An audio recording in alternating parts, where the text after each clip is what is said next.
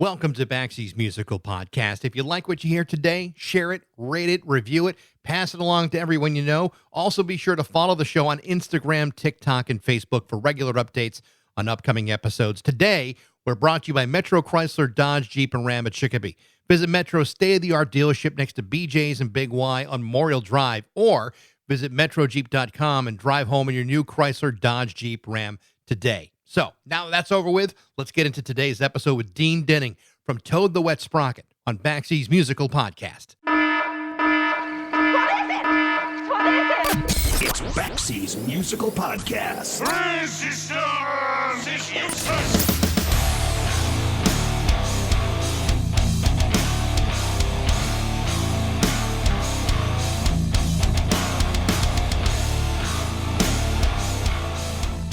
Once upon a time, people were under the delusional impression that the only way to bang on a career in music was to simply write a couple of incredibly great songs and then wait for that lucrative record contract to magically appear out of nowhere, at which point you could just relax and wait for the paychecks to roll right in. But more often than not, things don't ever work out that way, and if they do, it doesn't happen very often. Instead of waiting for the heavens to just open up and belch out untold millions, most successful musicians would get there by working their asses off, especially so during the early stages of their career, by doing all the heavy lifting themselves. The do-it-yourself approach is certainly nothing new, but it is one of the most effective ways to work the room, especially true today where the old infrastructure ain't exactly what it used to be. But what does that entail, and how do you get that started? Well, there's a lot of ways. One interesting example of this was to take a look at what happened in 1986, when a couple of kids from San Marcos High School outside Santa Barbara, California, decided they wanted to start a band. The name of the band was Toad the Wet Sprocket, a name taken from an old Monty Python sketch because they simply couldn't think of anything else. 2 years later, the band scrounged up $650 to self-produce their debut album, Bread and Circus, on cassette. That cassette found its way into the hands of Columbia Records, who wanted to sign the band to a contract. Now, here's where the story differs from nearly everybody else's story. Rather than sign the first thing that Columbia threw in front of them, the guys in Toad the Wet Sprocket had some demands of their own. This included the insistence that Columbia release their previously issued cassette-only debut record in its unchanged form as their official debut record. Somehow, Columbia agreed. Remember, at this time, guitarist Todd Nichols, drummer Randy Gus, and bass player Dean Denning were all 19 years old, and their lead singer Glenn Phillips was only 15. The single for that record, One Little Girl, would peak at number 29 in the modern rock charts for Billboard magazine, and they did it for $650. In the meantime, Toad the Wet Sprocket began to create a mailing list of their most loyal fans, sending out postcards that included birthday greetings and concert dates and photos and anything that would appeal to the people who followed them. The mailing list eventually grew to more than 70,000 people. Within 2 years of creating that mailing list, Toad the Wet Sprocket would release their first platinum-selling album, 1991's Fear, which featured two top 40 hits, All I Want and Walk on the Water. In 1994, they released their second platinum album, Dulcinea, which featured their hits Fall Down and Something's Always Wrong. This year is the 30th anniversary of that record, and the band is hitting the road this summer. In fact, they'll be coming out to the Treehouse Brewing Company in Deerfield, Mass. On August 12th. The rest of their tour, they'll be joined by the Gin Blossoms and the Bared Naked Ladies, which is going to be a great tour. This is my conversation with bass player Dean Denning from Toad the Wet Sprocket on Baxy's Musical Podcast.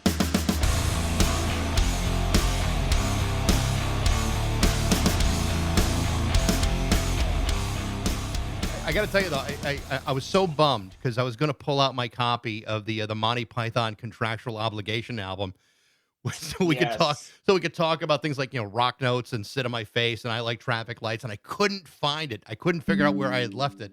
So that way I wouldn't have to ask you about the name of the band, because I already knew, and I've known since before you guys even had the band. But I have to ask the question: have you ever gone through an interview where someone didn't ask you about the name? It's really a rarity if someone doesn't ask about the name. I know it's low-hanging fruit, but it's a lot of people don't have, I suppose, as good of a story about where their name comes from as we do. So, and it's nice, over the year. I never dreamed of how far that name would take us, so that You know, in 2024, I'd be having a back and forth with Mr. Eric Idle himself on Twitter about the name. So, it's crazy. Life is crazy. That's awesome, though. And the fact that you for a long, long time you thought, well, we'll change it to something at some point, and you just said, well, we've apparently selling a platinum selling album or two prevented that from happening. That is a dangerous thought to have. If you're in a group and you have a horrible name, you should change it immediately. That's the lesson learned. In getting ready for the interview today, I was listening to the whole catalog, and I was just listening to the first album, Bread and Circus from 1988. Yeah. And I got a lot of damn questions about it, Dean. I mean, first of all, Yeah. as I'm listening to it, I just can't believe that this was done by a bunch of teenage kids. It sounds so mature and well recorded. And the fact that you guys did it for $650 is, Yeah, I know. I can't even buy the latest edition of Pro Tools for $650 to record somebody. It was a different time. We were able to go into a guy's house, a guy who had previously worked at a recording studio named David Vaught. He had a place in Thousand Oaks, California, which was south of Santa Barbara, where we were, and he recorded people for $15 an hour in his house from the time his kids left to go to school until they came home, and then that was the cutoff. No more noise being made after that. But yeah, we originally went in there to back up a friend of ours who was a songwriter who had a publishing deal, and he needed to turn some song demos in. And he said, if you guys back me up on 2 songs, I'll pay to have 2 of yours recorded. And when we heard what it sounded like, we said, this is ridiculously good sounding, for $15 an hour. We should just come in and throw down a bunch of stuff live and see what we have at the end of the day. And it turned into Bread and Circus. You released it initially on your cassette only, and yes, somehow copies of this cassette wind up getting into the hands of any number of record executives. In this case, it was Columbia. Yeah. Tell me about that. I mean, did you send it to them? Did they accidentally get their hands on this? How did this work? We had a policy of not giving away free cassettes of our album to any record companies. I remember Randy, our drummer, one time, it was getting to the point where we were playing shows in Santa Barbara and Los Angeles, and record executives would be there and they'd say, give me a copy of your tape. And Randy would say, sure, that'll be $5. Because that's what we sold them for. We basically sold them for $5 out of the trunks of our cars and at record stores and local coffee places and things like that. The way it got into the hands of all the labels was that we had a kind of an angel out there who was a guy named Nick Terzo, who worked at ASCAP. We all of us know what ASCAP is, but it's the people that keep track of the radio royalties and get everyone paid anyway. Right. We didn't really have a reason for them to be in our lives other than that they loved the band and they wanted to promote us to everyone they knew. And there was a guy named Nick Terzo who dubbed off copies of Bread and Circus and gave it to everyone he knew in Los Angeles. And it happened so fast after that. There's a precociousness about this story, which I find to be very, very interesting. And maybe you can clarify some of it. My understanding is that, okay, so now you guys are teenagers. You're just, you're young kids. Oh, yeah. At this point. Yeah. Columbia shows interest. And my understanding is that it was you guys that insisted that Bread and Circus be released as your first album in its original form. That's right. I mean, who's calling the shots on that one? I mean, it's the idea that teenagers are telling Columbia what to do in their first release shows a remarkable set of balls for a bunch of teenagers. Yeah, I guess it was pretty ballsy, but to their credit, they were the only label out there that didn't want to take both of our first 2 albums and re-record the best songs from each and put out some kind of super first album. When we said we want to do this and we want to do that, I think they were just thankful that we actually had an idea of what we wanted to do or what we wanted the progression to be. So when we said we wanted to put those first 2 albums out as they existed, they said, "Oh, of course," and then we'll do the 3rd record and and then the 4th. And so it was. They always had a long-term focus with the band, which was good because we didn't really hit until the 3rd single on the 3rd record. So they, and they didn't give up on us, which is great. Well, I want to ask you about that because in '91 you guys had this massive commercial breakthrough, which maybe by the fact that you did this, you conducted yourself this way with Columbia early on. Maybe you're a little bit more ready to handle a major commercial breakthrough with Fear. I mean, you're selling a million copies. You get Walk on the Ocean and All I Want. What was it like for you to be suddenly you've got these two albums on cassette and then boom, all of a sudden this major commercial explosion? Nothing can prepare you for it. But when it happens, I guess, it was sort of a sense of relief and excitement, that people were finally hearing this music and the things that we were going to get to do. People were saying, well, you're going to get to go on the David Letterman show now, and you're going to get to do this and do that, and all kinds of opportunities open up for you, and it's really just the beginning of a huge adventure. At your age, did you have to say, "I got to go ask my mom"? Well, that had all happened already. It was weird because when we got a record, we had these two managers, Chris and Brad, and when we were getting a record deal, they called a meeting of all the band parents, and it was at my parents' house, and they sat them down and explained to them exactly what was going on for those who didn't understand the record business and things like that. They wanted to reassure them that we weren't selling our souls and that we wouldn't be trying to repay some debt for the rest of our lives. So yeah, there was some element of smoothing things over with the parents, but I don't think they could have stopped us from doing it at that time. We figured it would just be a couple of years, and if it worked, great, and if it didn't, we'd all go back to school.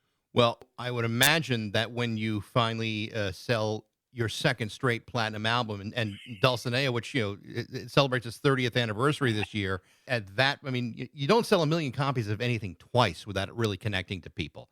What was it about those two records in particular? Do you think really was that thing that connected to that audience?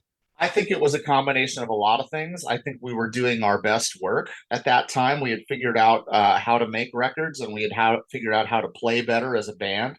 On those first records, we're still feeling our way. Nobody took us aside until the third record. Our producer Gavin took Randy, our drummer, and me, the bass player, aside and said, okay, so the kick drum is here and the bass should be here, right there with the kick drum. And we were like, oh, okay.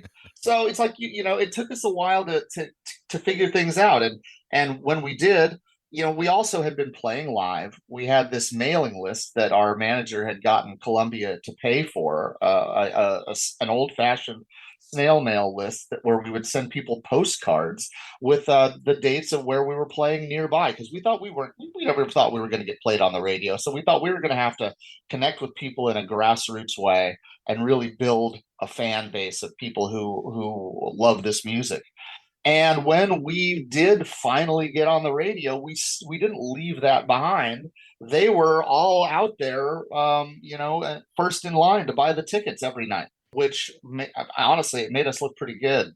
You mentioned the mailing list, and I read about that, and I'm trying to remember back to before the internet and social media, and it's as old guys, it's hard to even recall that far back, but it's weird. It's amazing that not only that you did it, and that it was that it grew to the degree that it did. At one point, you had up to 70,000 people on that mailing on the mailing list.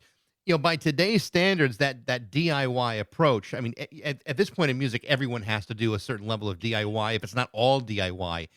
That's right. Today, pre-internet, pre-social media, by doing that, how much do you think that affected the ultimate sales of those two records?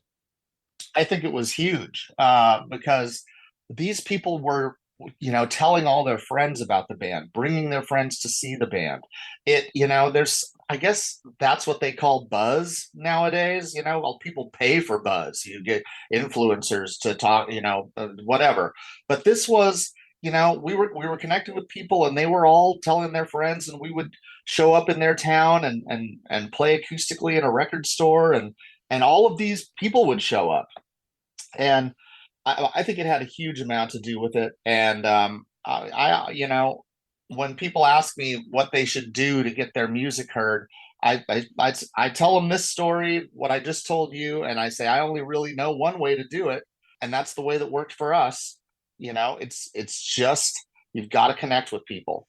You hear so many stories about record companies and how some artists feel like they were mowed over or whatever, but you guys did really take a pretty active approach in your own careers here, and that it didn't sound like, and at least in that early stage where you had that kind of relationship with Columbia. I mean, it sounded like it was a pretty progressive, decent relationship for at least a couple of years. Did you feel that way too? That it was, it started off is a really good relationship?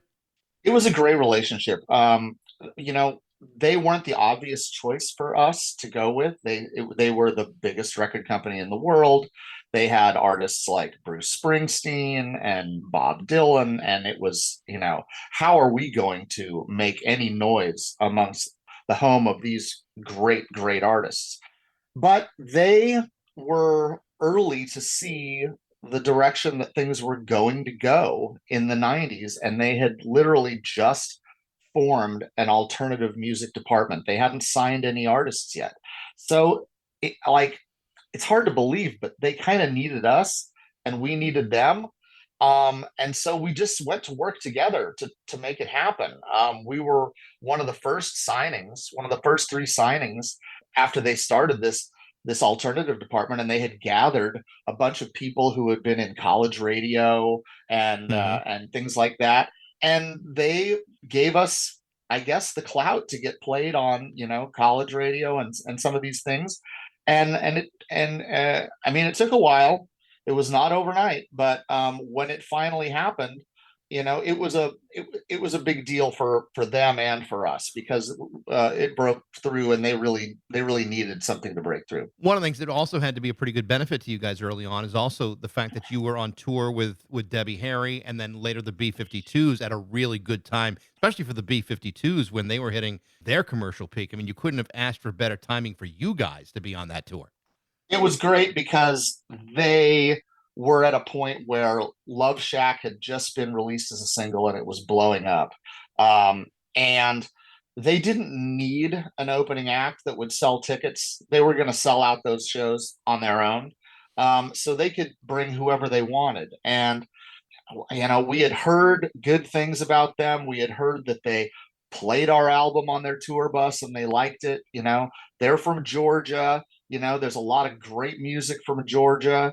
And they took a chance on us too. I mean, we were probably not the right opener for that tour, but they did it anyway because they're just that open-minded as people. And as we grew to know them, and they were one of the first bands that, we couldn't believe we were hanging out with these rock stars, that they would actually want to talk to us after the show. But they were so great. If you need a bottle opener, ask Fred Schneider.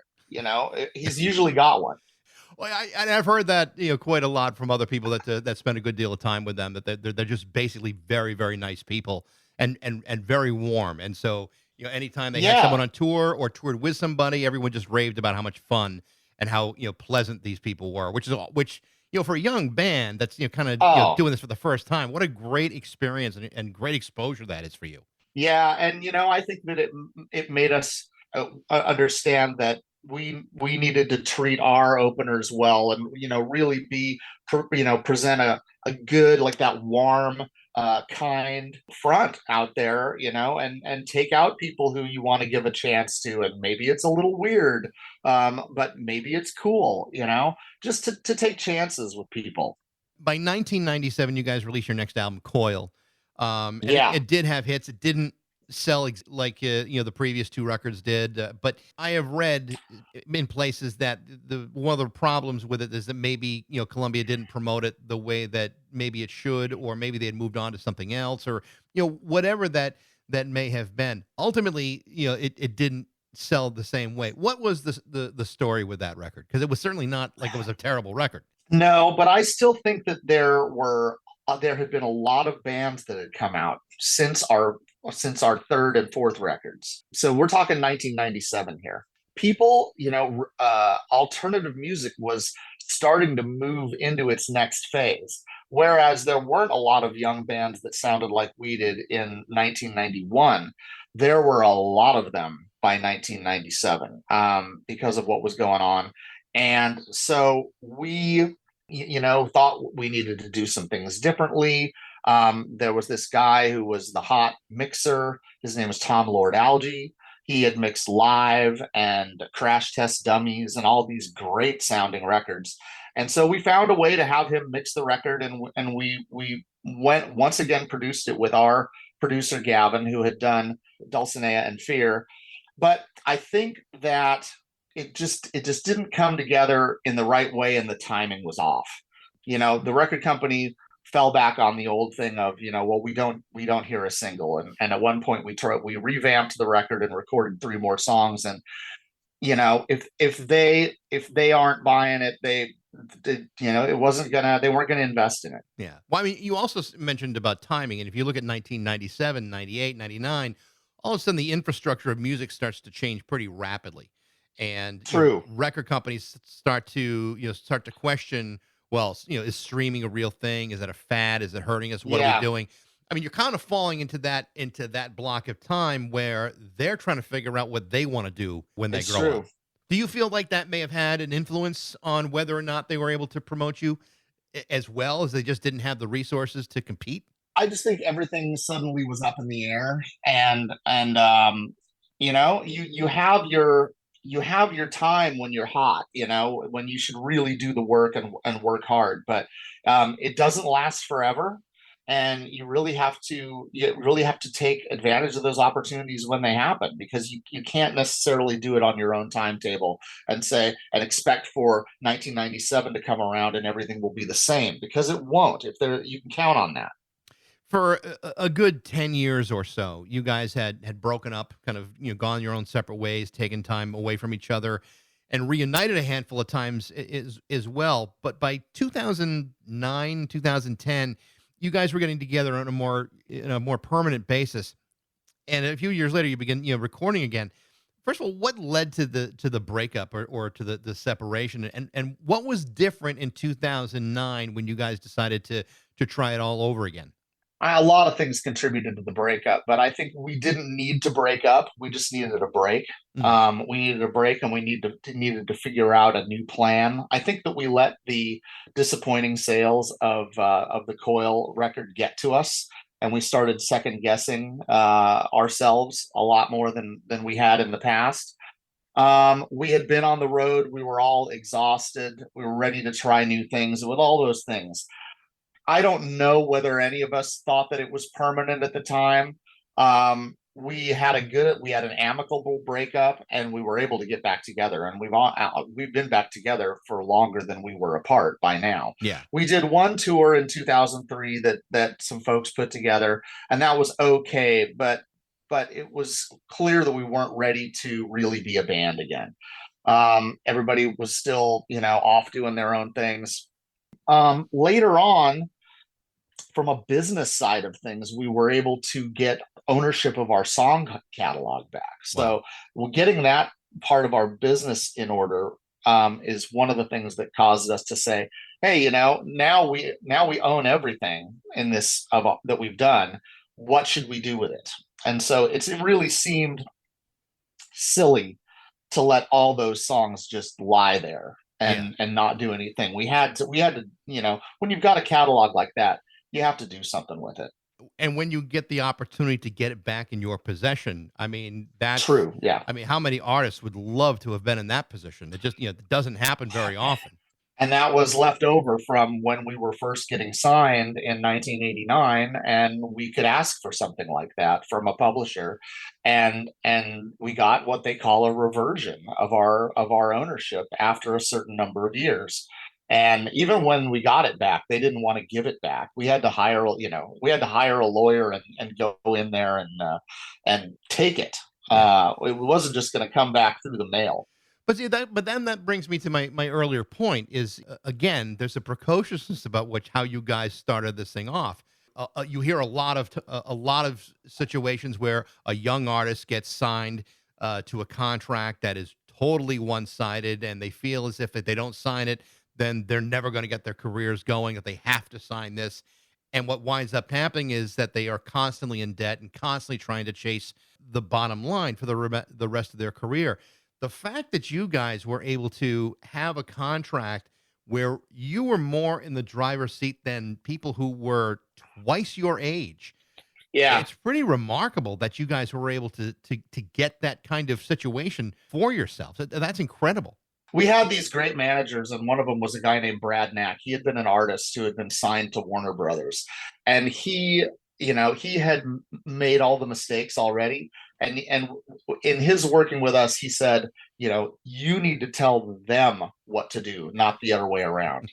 Even though that sounds like the inexperienced people telling the experienced people what to do, it was just it set up the power dynamic, and they respected that we had a vision of what we wanted the band to be. You had mentioned the disappointment of the Coil record. You had just sold 2 platinum selling albums, which most artists just if they sell a gold record or less, that's a miracle. You sold 2 in a row that went platinum. Do you think that psychologically, as an artist, that the expectations, the self expectation of that kind of success was too great to realistically say, well, it's just going to be another platinum album? I mean, do you think that was like you unrealistically went into it thinking that it was going to have the same kind of traction, or do you think that wouldn't have mattered and you were just kind of focused on let's get this group of songs out? I think we were, probably a little bit too big for our britches at that point. And yeah, it was disappointing coming off of 2 platinum selling records. And then we had another album that we released in 1995 that was called In Light Syrup, which was our B-sides collection. And that had a single on it that was also on the soundtrack of the TV show Friends. And that one, we weren't really on the road for that year. That one still had, Good Intentions became practically a #1 single, and that album ended up going gold. So that album did better than Coil did, and it was a bunch of B-sides. I think that it mostly had to do with the fact that times had changed. Yeah. And there were other more exciting younger bands on the scene, and certainly whether the audience had moved on to them, the media had moved on to them. People didn't. I don't think people wanted to write about us because we were kind of old news at that point. It really doesn't last as long as you think. So the people who get written about over and over and over again, you got to get into some shenanigans to stay in the paper. You last year you released a best of collection, All You Want, and again when you have access to your own material, that's a really good thing to do, and you can do something like that and actually profit off of it. Are you guys looking to release any new music anytime in the future? Is that something that you're talking about? We are currently writing demos, and we're writing songs and making demos and sharing them with each other. That's as far as it's gone. We have a couple of things that have pretty much got their lyrics dialed in at this point. But it's a long process, and we're still in the early stages of it. You also, my understanding is that you have all agreed to, you all share in the writing credits too, which is a lot of bands have a hard time managing through that, whether you be through ego or feeling like, oh, I'm doing all the work and you're not doing enough work. But you guys have managed to pretty much stick with that through most of this. And I think, financially speaking, that benefits everybody in the band. I mean, was that ever a struggle to share all that, or was that just, from the very beginning something to consider? It was a struggle, and we ended up actually renegotiating the writer's shares on the songs later on. But we wanted to do it like the way our hero bands and had done it, like REM and U2 and things like that. And we wanted to take money out of the equation. Yeah, and also it was a necessity for us because when we got our record deal, we did not take a lot of money from Columbia up front because we didn't want them to look at the balance sheet and go, wow, we're into these guys for $2 million. We should cut them loose. So we took a very small advance from them. But then, in order to have money to live on while we were making records and going on tour and things like that, we took a little bit larger publishing deal, which we split 4 ways, and we all shared that money to pay for living expenses until the third record hit. Yeah. So it was partially a creative decision, partially a business decision. It caused some problems along the way that we have since fixed, but it was a good idea at the time. Yeah. You guys are touring this summer, including a bunch of dates with the Gin Blossoms and Bare Naked Ladies. In fact, you'll be coming through our area, but without them on August 12th at the Treehouse Brewing Company in Deerfield, which is actually really kind of it's a very, very cool venue they've had some incredible bands come up in the last couple of seasons. I saw on their calendar. Yeah, it looks like a lot of great people play there. It seems like people like to go there too. It's it's very cool. It is very intimate, and they have done a remarkable job of promoting themselves. A real success story over there. But this tour, nevertheless, again, it's the 30th anniversary of Dulcinea. Tell us a little bit about the tour and what is going on there. Well, we've got a nice combination of shows this year. We start off with about 2.5 weeks of our own shows, and then we meet up with Gin Blossoms and do about 3 weeks with them. They are old friends of ours. We did Last Summer on Earth with them, with Bare Naked Ladies 2 years ago in 2022. We played with them off and on, since they came on the scene, really just slightly after we did. And we're all old friends, and we get together, and it's a fun show, and so then we'll do that. And then in the fall, we're speaking of Bare Naked Ladies, we're going to be out supporting Bare Naked Ladies on their tour for the US this year. They're not doing Last Summer on Earth this year. They're taking a year off from that. So they're playing some places that they haven't played in a while, and they decided to bring us with them. And so it's really going to be, it will, I think it's just going to be fun, and it's never going to get to be a drag. Not that it ever does, but, we different kinds of shows, and we keep changing it up. Even within our Gin Blossoms run and our Bare Naked Ladies show run, we have headlining shows of our own. So we'll go off and do one here and one there.